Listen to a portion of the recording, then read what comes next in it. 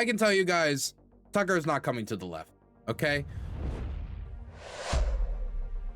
Tucker says he is leaving the Republican Party, that he's not going to support it in the 2026 midterms, which is more than I expected. When I heard he's leaving the Republican Party, I thought he might be like, look, I'm gonna, I just can't continue to be in the Republican Party, but you know, in this midterm, obviously, compared to the Democrats, no. He didn't only just say he's leaving the Republican Party, he even went so far as to say that he cannot tell you to go support Republicans in the midterms. And the reasons he gave are just about what you would expect. Look, there are certain promises and certain commitments that the Trump administration made that they have not been able to fulfill. One was economic. Whether you talk about Trump voters or non-Trump voters, everyone seems to agree as a group percentage. There are individual people who think this is still the best economy on earth. But if you poll Trump voters as a group, people who voted for Trump in 2024, a majority of those people rank the president negatively on inflation, the issue that got him elected. And that is his voters. That's not even talking about people who didn't vote. That's not talking about people who voted for Harris. That's not talking about anybody who voted for third party, wrote in Santa Claus, Mickey Mouse. That is people who voted for Donald Trump. A majority of them give him a negative rating on inflation. So that's one thing that it could be. It could be genuine negative economic resentment in much of the Republican base. Then you've got foreign policy. Donald Trump was not able to end the war in Ukraine in 24 hours like he promised. That's not any surprise to me, but that did seem to be a surprise to some section of the base, and Trump polls poorly on Ukraine, both because the majority of Americans want to support Ukraine, but also because he made very, very bold promises on the campaign trail to avoid legal liability and, you know, being powerless, not being the president of the United States, was able to get in there, then didn't deliver. So on that foreign policy issue, he is failing.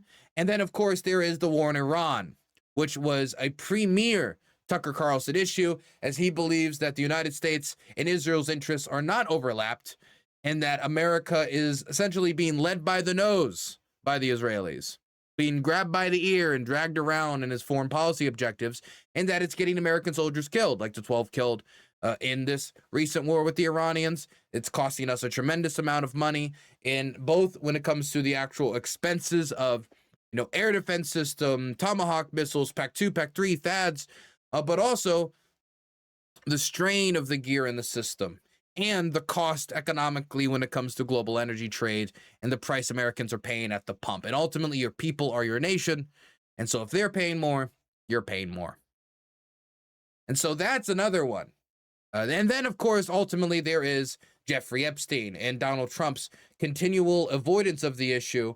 And what Marjorie Taylor Greene said was him not wanting to publish the documents because it would possibly hurt his friends outside of any ties Donald Trump himself might have with the billionaire financier, we'll call him. I don't know if he was a billionaire or it was just a hundreds of millionaire. But either way, a lot more money than you're ever going to see. So I think on these three issues, Donald Trump has failed abysmally, and they just so happen to be issues that certain sections of the base, particularly the hyper online base, care a lot about. Everyone cares about the economy, including them. That online base cares about foreign policy, which Tucker Carlson talks about, and they cared a lot about Jeffrey Epstein and draining the swamp, which Trump seems to like not only be engaging in a level of swampiness that could only be compared to the most beautiful section of the swamps and the bayou in Louisiana, but in depth and amount of like organic matter, just feasting on the rot and on all the just infestation of just disgusting that corruption from crypto, from no bid contracts. I mean, that's all over the place. Getting in on the ground floor for Jared Kushner's college buddies when it comes to investments in Russia, deals for jets with Middle Eastern royalty, all of the UFC deal, and how Trump's crypto stuff was heavily involved in that and using the White House to profit the presidency. Like that type of rot, that's everywhere. To me, that is the swamp. That is the swamp. But Jeffrey Epstein is such a well-known representation of the swamp creature that by having that amount of shadiness and dodginess around the issue, you kind of immediately lose. Like, regardless of what Trump might say a million times a week about, you know, the left and paid protesters and XYZ, if he did a rally with George Soros, I think that would hurt him with that section of the base due to what George Soros represents to that section of the base, or Jeffrey Epstein in this case. So I think these were the ultimate forces that created enough of at least an online base for Tucker Carlson. Do those people vote? Yes, they do. Do they vote in a big enough margins to win elections? Not in Thomas Massey's case.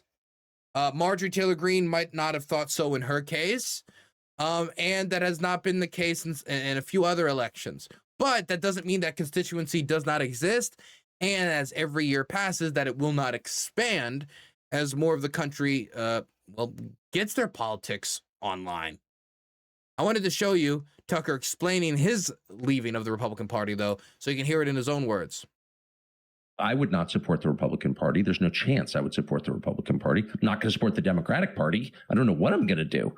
But at this point, you know, how could I or any American voter support a political party that's not loyal to the United States, that puts the interests of a foreign country above those of its own citizens? Like, that's it's not possible to vote for people like that, and I'm not going to. And I think I voted Republican my entire life. I worked at Fox News, CNN, right, MSNBC. I've been a consistent defender for 35 years of the Republican Party. I mean, very consistent defender. But there's no defending this because it's immoral, and it's exactly the opposite of what a political party in a democracy is charged with doing, which is representing its own voters, its own citizens, its own nation. And they're not doing that. So no, I'm out. And if I'm out, then I think a lot of other people are out. So Tucker Carlson is not the only right-wing commentator that is encouraging people not to vote for Republicans. Now, he didn't say you should not vote for Republicans necessarily. He said he gave his reasons, which obviously will push some people in that direction. The commentator that I know that is actively is Nick Fuentes. So I think that when it comes to like the critiques of Israel, these two people have some overlap, but they're obviously not the same commentators, but they are both hyper online. Tucker Carlson after being bumped off of Fox, Nick Fuentes because that's always where he lived. And so when it comes to that percentage of the political base that gets their updates about news and politics from the algorithm on Twitter, that will actually, might actually tune into the Alex Jones program and not immediately roll their eyes and keep scrolling. I was watching Victor Bout on Alex Jones's program tonight, Victor Bout being the Russian arms trafficker who was talking about the war in Ukraine. It was their war in Ukraine commentator, and they had 181,000 live viewers just on Twitter. So obviously, there is a constituency for that. I mean, that type of numbers like challenges some like mainstream media programs, like some MSNBC shows. So there obviously is a constituency for this. There's certainly a viewership for this. There's an audience for this online. It's just whether or not it's big enough at the ballot box that it could be a problem for the establishment Republicans that are more pro-Israel. Your Lindsey Grahams, your Ted Cruz's, your Chuck Grassley's. Because Tucker Carlson is believing what Tucker Carlson believes. It's something that matches a certain portion of the base, but of elected Republicans, they're still overwhelmingly pro-Israel. In fact, of Republicans in the party, the majority of Republicans are still pro-Israel. It used to be only like 20% of Republicans had a negative view of Israel. Now it's something like 41%. So obviously that is a change in the direction of what Tucker Carlson is aiming at. But it is still not a majority. And older voters are going to be more likely to be more pro-Israel. And what percentage of voters are much more likely to actually turn out? The exact percentage of voters that saw Trump's endorsement of Thomas Massey's opponent and then went and voted for him and then got Thomas Massey out of the U.S. Congress. So, yes, this has a constituency. Yes, Tucker Carlson telling people not to vote for Republicans is significant. But as for the idea that, well, could this mean the creation of a third party? Could this mean Tucker Carlson launches or like is part of an operation to take over the Republican Party from the inside as he continues to pressure them from the outside with a lack of support? You're not at that point. You're nowhere near that point. There's a lot of like Republican youth groups where you're going to have some leadership that might be more sympathetic to these ideas. But when it comes to the Senate leadership, when it comes to House leadership, when it comes to RNC leadership, you're going to find these sympathetic positions at local RNC chapters, at local youth Republican groups. That's what you're going to find, where you're going to find these types of like sympathies for. But in elected office, no. In an amount of time that will have a notable effect in the next year or two, as we see the continued fallout of Trump's war with Iran, no. The real effect that I could see is a depression of Republican turnout. That some Republicans decide it's not worth it to go out, where at the same time in 2026, Democrats are energized to get out there because they are pissed. And so I think that is probably the biggest risk for Republicans, is not that immediately you're going to have some Tucker Carlson takeover of the party, but that in these upcoming midterms, if Tucker Carlson doesn't change his tune in the next 5 months, and he continues to talk about this specific thing, about not supporting them in the midterms, then you might actually have an effect on your hands. Whether it'll be enough of an effect to shift any result in, say, Maine or elsewhere, I don't know.